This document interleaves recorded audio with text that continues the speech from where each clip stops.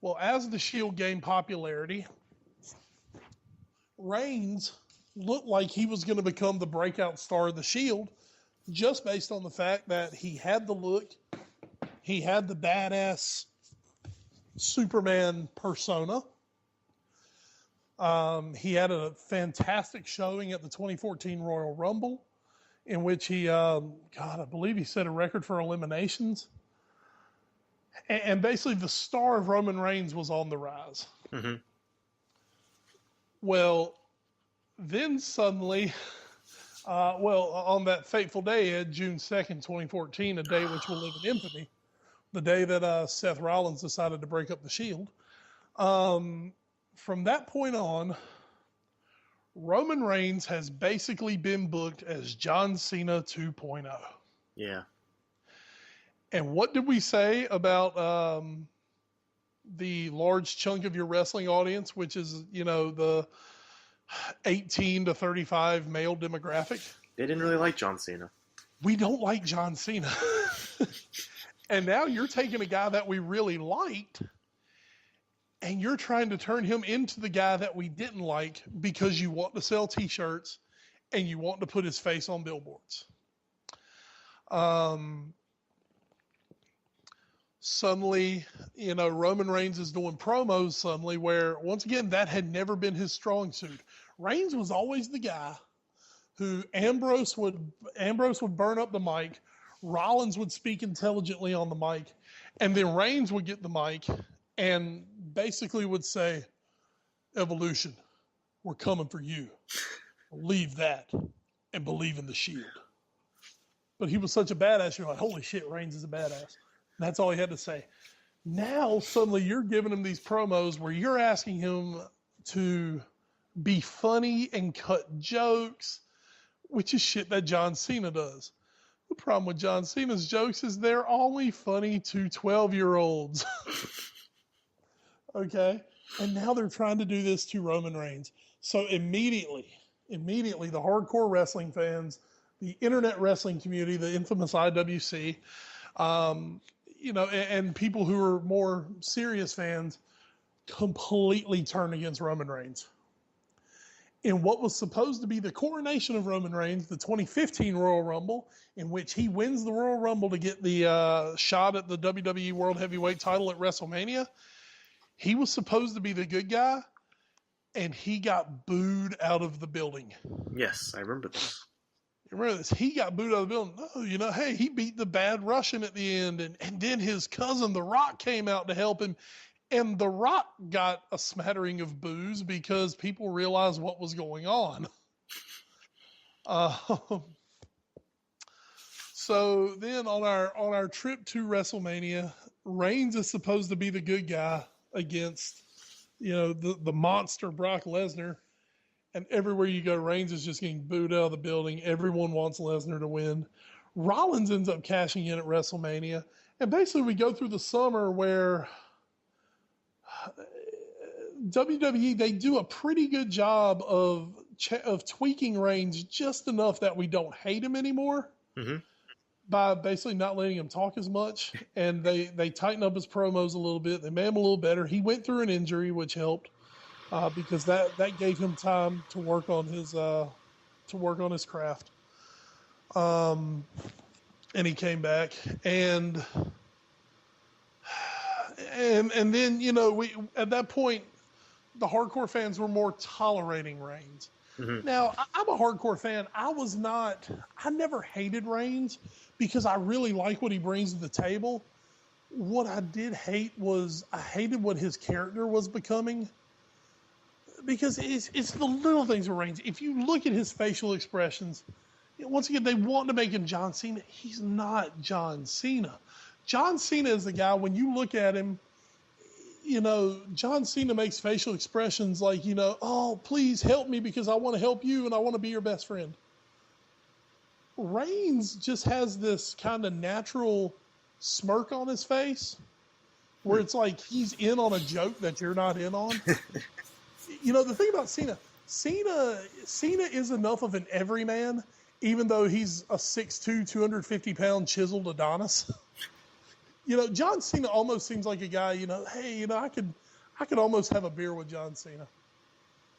Roman Reigns just looks like the guy who, if you went to the frat house in college, he was the one who was pantsing you in front of the girl that you liked. Yeah, he's so damn cool, is the thing with Reigns. He's so damn cool. It's like everybody wants to be his buddy, mainly because you're supposed to be his buddy because he's the coolest guy in the room.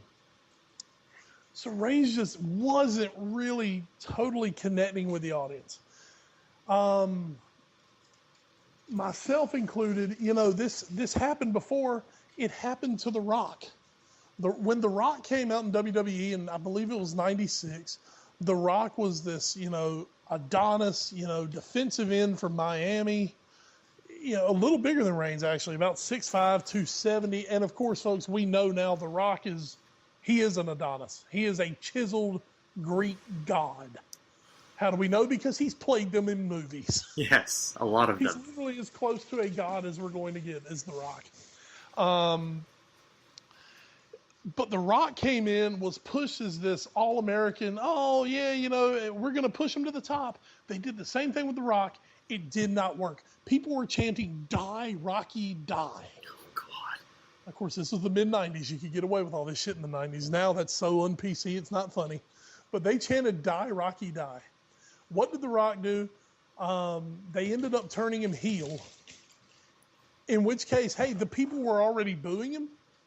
So let's make it so you're supposed to boo him. Oh. And they booed the shit out of him. But it was right because he was a bad guy. You were supposed to boo him. And then eventually The Rock came around because he was so damn cool, but he made you laugh while he was so damn cool. And he talked shit. The Rock is the only guy who could sit in front of you, talk complete and utter shit to you, and have you absolutely howling and eating out of the palm of his hand. He was such a good heel. And then that heel persona got him over with the crowd. So when he did turn face, it worked because the crowd was begging to love him by that time. Mm-hmm. That worked. So for a long time now, for about 6-7 months, a lot of people, myself included, have been saying, hey, turn Reigns heel. Everybody wants to boo Reigns. Give us a reason to boo him. I mean, dude, if Roman Reigns came out on Monday Night Raw and say, you know what, I'm sick of all you people. I've given you everything for 3 years. I've done everything I'm supposed to do. I've come out, I've fought for you, and you boo me. Screw you. I'm going to do what I want to do, and I don't need any of you. That's perfect. He has the look. He has the persona to be able to do that.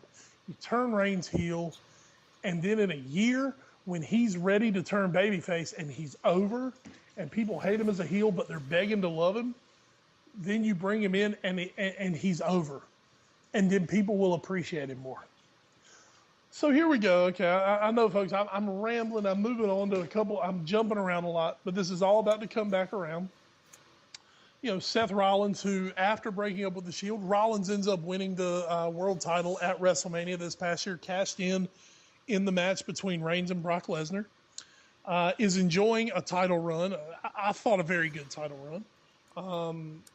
It had its moments. He wasn't booked totally properly, but whatever.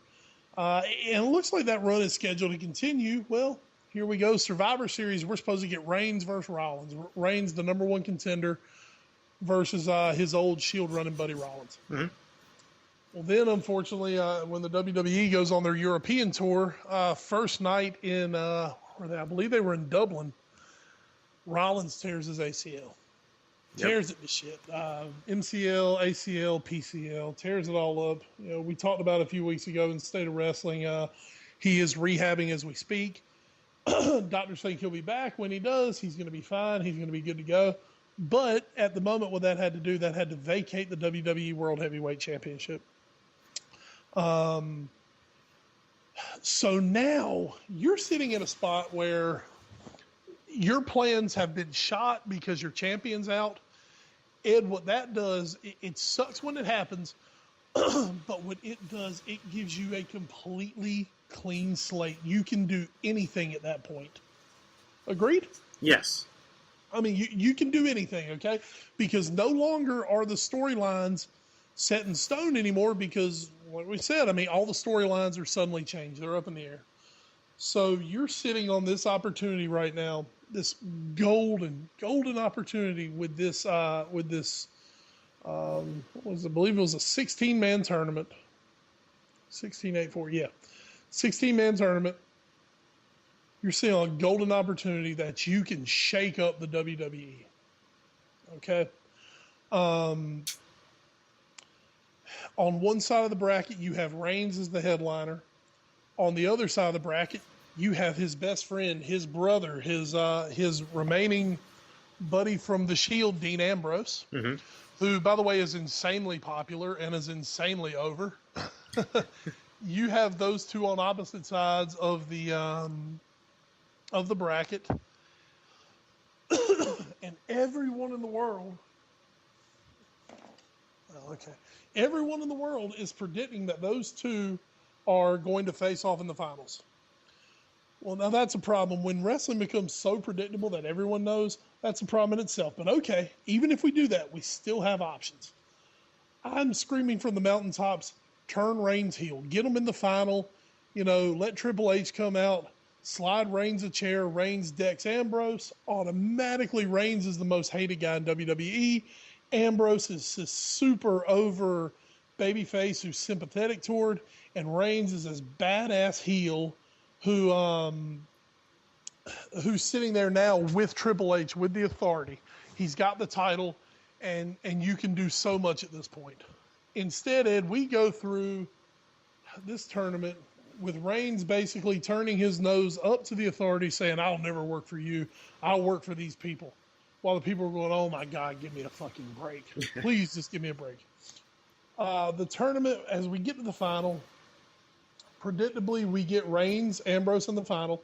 So you're sitting there going, I mean, I think I said on my Twitter, there's got to be a swerve here, right? I mean, there's got to be a swerve somewhere. Right. Instead, we get a 9-minute match in the final in which Reigns just too much overly dominates, and Reigns cleanly pins Dean Ambrose 1, 2, 3. He's the world champion. No swerve, no new storyline, nothing changes. And then the next most predictable thing is Sheamus, the big Irishman Sheamus comes out. He's got the Money in the Bank contract. Wham, bam, kicks Reigns twice in the face, pins Reigns. And if there's one person that people wanted to see as the champion less than Roman Reigns and less than John Cena, you've got him now. Nice. It is Sheamus, who people literally are just indifferent to. The only thing people yell at him about is his stupid haircut, which he does have a fire red mohawk. Oh, yeah. I mean, and he does look stupid. Yes. But, so now you put the belt on him, and still nothing. Reigns is just laying out in the middle. And then you realize, you're like, well, nothing different's going to happen. Then we come out to Raw the next Monday night. We start the show with Sheamus and the Authority coming out. We're like, oh, Jesus Christ, it's Sheamus. I mean, literally, as soon as my wife found out what happened, because, of course, she didn't stay up the next night, and I told her she had to watch Raw to see what happened, she said, oh, God, you've got to be kidding me. Sheamus? That's not good. And Ed, here's the telltale sign. My 11-year-old son, who loves wrestling, he was not home over the weekend, so he did not get to see Survivor Series. Same thing. Well, tell me who won. I'm like, yeah, you got to watch Raw. As soon as we saw the opening recap and he saw that Sheamus was the champion, he looked at me and said, all right, you can turn it off now. I don't want to watch it anymore. I said, well, don't you want to watch it? No. Wow. I have no interest in watching Sheamus as the champion. So I'm not going to watch any. And he got up and left the room. Wow. And I, I was joking with him. I said, well, you want to watch it again? He said, just let me know when Sheamus isn't the champion anymore. Oh, my. Hopefully that'll be soon. And this is my 11-year-old who wanted, he wanted Reigns to be the champion. Mm-hmm. So, I mean, he's more of your mainstream. He is your mainstream fan that you're trying to build for life. And now he has sat there and said, yeah, I'm not watching this. So when you run off the kids now, because, it's not like a bad guy. I mean, when I mean, he sat through Rollins for 6 months. I'm the Rollins fan. He's not a Rollins fan. He sat through